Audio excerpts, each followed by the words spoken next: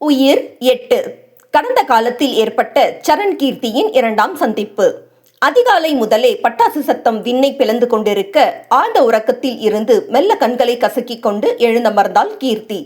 கண்களை மூடியபடியே கைபேசியை தேடி எடுத்தவள் அதில் ஸ்கிரீன் சேவராக வைக்கப்பட்டிருந்த தந்தையின் முகத்தில் வெடித்து குட் மார்னிங் பா என்று நெற்றியில் முத்தமிட்டவள் மறுநொடியே அவருக்கு அழைத்து விட்டாள். குட்டிமா என்று மறுபுறம் பிரகாசத்தின் குரல் உருகியது. இனிய தீபாவளி நல்வாழ்த்துக்கள் பா என்றவளிடம், நீ இல்லாம எனக்கு எப்படிடா இந்த தீபாவளி இனிக்கும்? டேய் கீர்த்திமா ப்ளீஸ், நான் சொல்றத கொஞ்சம் கேளு. இப்பவே நம்ம டிரைவருக்கு சொல்றேன், கிளம்பி வந்துடுடா. நாளைக்கு காலையில நீ ஆஃபீஸில் இருக்கிற மாதிரி அனுப்பிடுறேன், ப்ராமிஸ் என்று மகளை சமாதானப்படுத்தும் முயற்சியில் இறங்கினார் பிரகாசம். ஒற்றை மகளை தன் கரங்களுக்குள்ளேயே பொத்தி வைத்து பாதுகாத்தவர் அவள் விருப்பப்பட்டு கேட்ட கல்லூரியை கூட மகளை பிரிய நேரிடுமே என்று கீர்த்தியின் மனம் கோணாத வகையில் மறுத்து உள்ளூரிலேயே சேர்த்திருந்தார். ஆனால் எழிலுடனான திருமண பேச்சு நின்ற பிறகு மகளின் வாடிய முகம் கண்டு அவளை வேலைக்கு செல்ல அனுமதித்தார். அதுவும் அவருக்கு நெருக்கமான அமைச்சரின் மச்சான் பங்குதாரராக இருக்கக்கூடிய கம்பெனியில் சேர்த்தவர் அவள் அலுவலகம் அருகிலேயே ஒரு அபார்ட்மெண்ட்டை வாங்கி சகல வேலைகளுக்கும் ஆட்களை அமர்த்தி துணைக்கு தன் மாமியாரையும் உடன் இருக்க செய்திருந்தார். அப்பா, எனக்குமே இன்னைக்கு உங்க கூட இருக்கணும்னு ஆசையா தான் இருக்கு. ஆனா என்ன பண்ண, ஒரு நாள் தானே லீவ் கொடுத்துருக்காங்க. இப்ப அங்க வந்தனா நீங்க என்னை உடனே திரும்ப வர விட மாட்டீங்க. இந்த ஒரு மாசத்திலேயே 5 முறை லீவ் எடுக்க வச்சிட்டீங்க. ட்ரைனிங் பீரியட்ல யாருமே இப்படி அலோவ் பண்ண மாட்டாங்கப்பா. ஆனா நீங்க உங்க ஃப்ரெண்டு கிட்ட சொல்லி இப்படி அதிகமா அட்வான்டேஜ் எடுத்துக்கிறது எனக்கு சுத்தமா பிடிக்கல.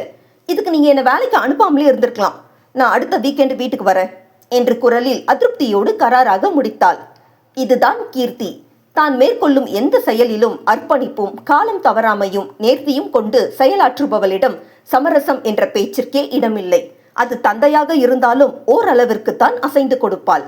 எப்போதும் கீர்த்தியை எதையும் கட்டாயப்படுத்தி செய்ய வைப்பது கடினமே. ஒருவேளை அவள் எண்ணத்திற்கு மாறானதாக இருந்தால் அது இயலாத காரியம் என்பது பிரகாசத்திற்கும் தெரியும். அதனால் அவருக்கு பிடிக்காததை கீர்த்தி விரும்பி கேட்கும் பட்சத்தில் நேரடியாக அதை மறுக்காமல் அவளே வேண்டாம் என்று மறுக்கும் நிலையில் அதனை மாற்றியமைத்து விடுவார். மகளிடம் உருகி இறங்கி பணிந்து அடங்கி செல்லும் பாசமிகு தந்தையான பிரகாசத்திற்கு மற்றொரு முகம் உண்டு. ஆனால் இன்று வரையிலும் அதை மகளுக்கும் மனைவிக்கும் தெரியாத வகையில் பார்த்து கொள்பவர். இளம் வயதிலிருந்தே பிரகாசத்திற்கு எதையும் எளிதில் விரைவாக அடைய வேண்டும் என்ற எண்ணம் உண்டு. இலக்கை அடைய அவர் தேர்ந்தெடுக்காத குறுக்கு வழியும் இல்லை, செய்யாத தொழில்களும் இல்லை.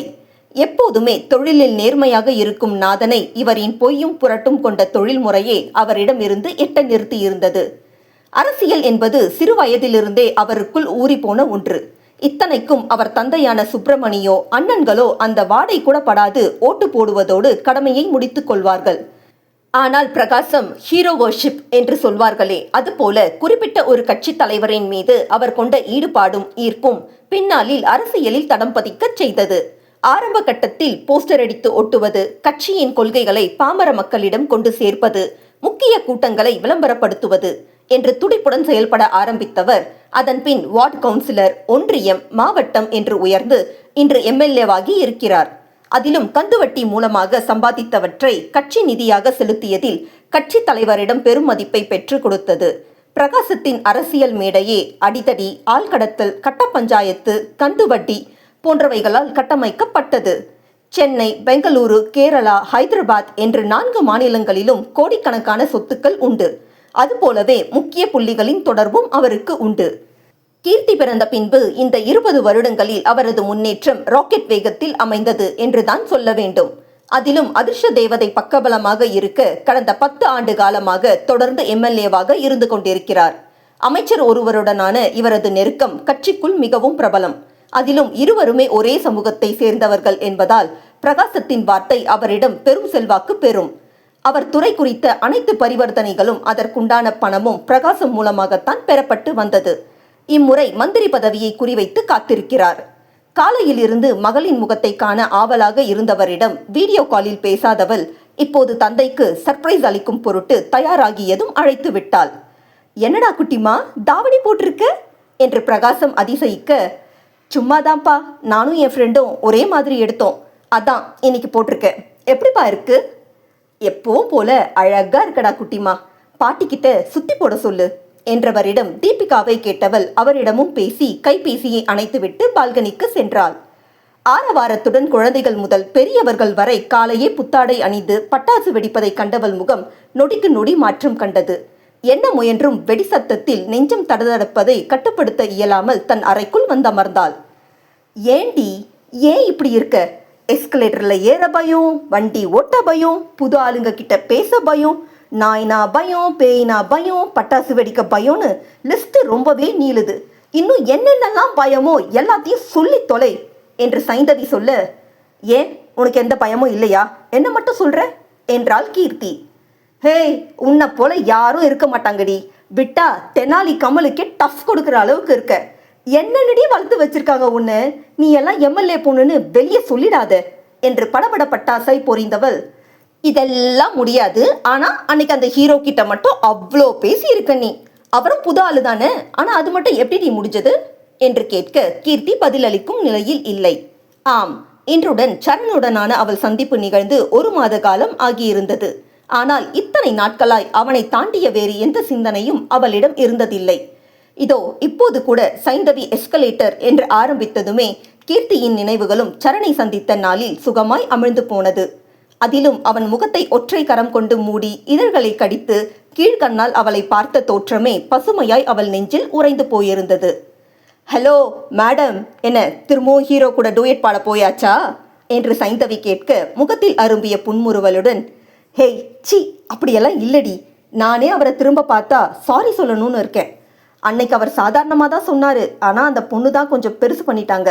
இன்ஃபேக்ட் அப்படி ஒரு எம்பாரசிங் மொமெண்ட் வரும்னு அவரே எதிர்பார்க்கல என்றவளுக்கு அவன் முகம் பொத்தி நின்ற கோலம் மீண்டும் மனதில் ஊர்வலம் வர, அதை கேட்டதும் உடனே அவர் முகம் எப்படி மாறிச்சு தெரியுமா என்று ரசனை மிகுந்த குரலில் கீர்த்தி கேட்க, எப்படி இப்படிதானே என்று சைந்தவி சரணை போலவே ஒற்றை கரத்தால் முகம் பொத்தி நிற்க, தோழியின் கேலியில் மீண்டும் முகைத்த வெட்கத்தை முயன்று மறைத்தவள் அருகே இருந்த தலையணையை தூக்கி வீச அதை பிடித்து கொண்டாள் சைந்தவி.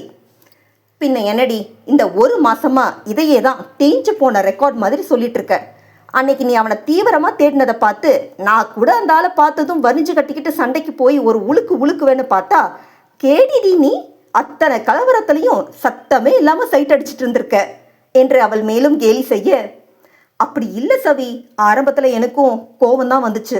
ஆனால் நிதானமாக யோசிச்சப்போ அவரோட முகத்தில் எந்த கள்ளமும் இல்லை, சாதாரணமாக தான் சொல்லியிருக்காரு, நான் தான் கொஞ்சம் ஹைப் ஆகிட்டேன் என்று சரணுக்காக வக்காலத்து வாங்கினாள்.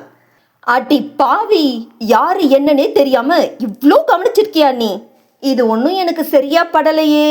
என்ன லவ் அட் ஃபர்ஸ்ட் சைட்டா என்று கீர்த்தியின் மேவாயை நிமிர்த்தவும், சச்ச அப்படியெல்லாம் இல்லை என்று அவசரமாக மறுத்தவளுக்குமே இது நாள் வரை சரணின் முகம் தன் அகத்தில் இருந்து அழியாது இருப்பதைக் கண்டு ஆச்சரியமே. அதிலும் அவள் இங்கு வந்ததே எழிலை மறக்க வேண்டித்தான். ஆனால் எப்போது சரணுடனான சந்திப்பு நிகழ்ந்ததோ அன்றிலிருந்து இன்று வரை எழில் அவள் நினைவுகளை பெரிதாய் ஆக்கிரமித்தது இல்லை. பொதுவாகவே பெண்கள் தனக்கென்று வரப்போகும் ஆணிடம் முதலில் தன் தந்தையைத்தான் தேடுவார்கள். அதுபோலத்தான் கீர்த்தியும் தந்தையின் அன்பு, அரவணைப்பு, பரிவு, பாசம், பாதுகாப்பு, இதுவே தனக்கான ஆண்மகனிடம் அவளின் முதல் தேடலாய் இருந்தது. என்னதான் கீர்த்தி சிறுவயதில் எழிலிடம் அத்தகைய அன்பை உணர்ந்திருந்தாலும் அது அவளுக்கு மட்டுமே பிரத்யேகமானதாக என்றுமே இருந்ததில்லை. இதில் அலர்விழி மட்டுமே விதிவிலக்கு. அதிலும் மனதில் அவளை வரித்த பிறகு மற்ற மாமன் மகள்களிடமும் தனது எல்லையில் நின்று கொண்டான் அகனெழிலன். இவளாக கொண்டிருந்த ஒரு தலை காதலுக்கு அவன் என்றுமே பொறுப்பாக முடியாது.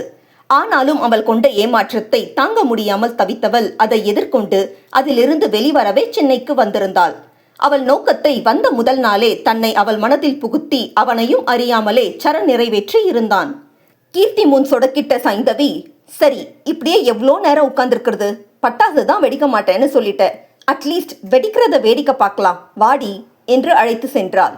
இவர்கள் இறங்கிய நேரம் சூரிய தேவன் இலைப்பார சென்று இருக்க இருள் கவ்விய வானில் வர்ணஜாலங்கள் நிகழ்த்தி கொண்டிருந்தனர் அக்காலனியில் இருந்தவர்கள். இந்த 1 மாத காலத்தில் சில வாண்டுக்கள் கீர்த்திக்கு ஹாய் பாய் ஃப்ரெண்ட்ஸ் ஆகியிருக்க அவர்கள் இவளை கண்டதும் ஹாப்பி தீபாவளி அக்கா என்று வாழ்த்த புன்னகையோடு அருகே இருந்த கல்மேடையில் அமர்ந்தாள். ஆனால் கண்களை இறுக மூடி 2 கரங்களாலும் காதை பொத்தி கொண்டு அமர்ந்திருந்தவளை பார்த்த சைந்தவிக்கு எரிச்சலே உண்டானது.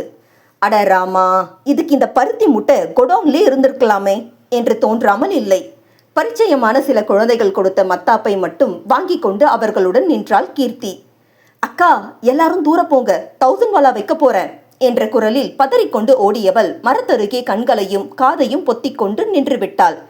படபடவென்ற சத்தம் அடங்கும் வேளையில் மெல்ல கீர்த்தி கண்களை திறந்த நொடி பட்டாசு சிதறல்களுக்கு இடையில் தன் சட்டையை கழற்றியபடி அவளை நோக்கி வந்து கொண்டிருந்தான் சரண். எங்கே தான் காண்பது கனவோ என்று கீர்த்தி கண்களை கசக்கிய நொடி அவள் தோளில் அழுத்தமாய் பதிந்த அவன் கரம் அடுத்த நொடி அவள் தாவணியை அவிழ்த்திருந்தது. அதிர்ந்த கீர்த்தி அவனை நோக்கி கரம் ஓங்க அதற்குள் அவள் மீது தன் சட்டையை போர்த்தியவன் தாவணியை கீழே எறிந்தான். பாதி எரிந்த நிலையில் இருந்த தாவணி இப்போது முழுவதுமாக பொசுங்கி போயிருந்தது. மருளும் விழிகளோடு சரணை பார்த்தவளின் அச்சத்தை கண்டு கொண்டவன் உடனே அவளை அங்கிருந்து அழைத்து செல்ல வேண்டி கீர்த்தியிடம் ஏதோ கேட்க அது அவள் மூளையை சென்று சேர்ந்திருக்கவில்லை. இன்று நிகழ்காலத்தில் அன்றைய கீர்த்தியின் மருளும் விழிகளில் தன்னை இழந்த சரண் இன்று நேர்கொண்ட தீர்க்கமான அவள் பார்வையில் மீண்டிருந்தான். ஆம், அவன் எதிரில் நின்றிருந்த கீர்த்தி கருவுற்றிருக்கும் பெண்களுக்கே உண்டான எந்த அசதியும் சோர்வையும் முகத்தில் வெளிப்படுத்தவில்லை. சொல்லப்போனால் திருமணத்திற்கு முன் கருவுற்றிருப்பதை எண்ணி அவள் அச்சமோ அசிங்கமோ படவில்லை. மாறாக தன் கர்ப்பத்தை கொண்டாடும் பூரிப்பு அவள் முகத்தில் மிளர்ந்தது. தன்னை கடக்கும் போது அவள் முகத்தில் தோன்றிய எல்லலை கண்டவன் அதுவரை கொண்டிருந்த நிதானம் தப்பித்தான் போனான். வேகமாக அவள் பின்னே சென்ற சரண் அவளை அடையும் முன் அங்கே நாதன் பிரகாசத்தை கண்ணம் கண்ணமாய் அரைந்து கொண்டிருந்தார்.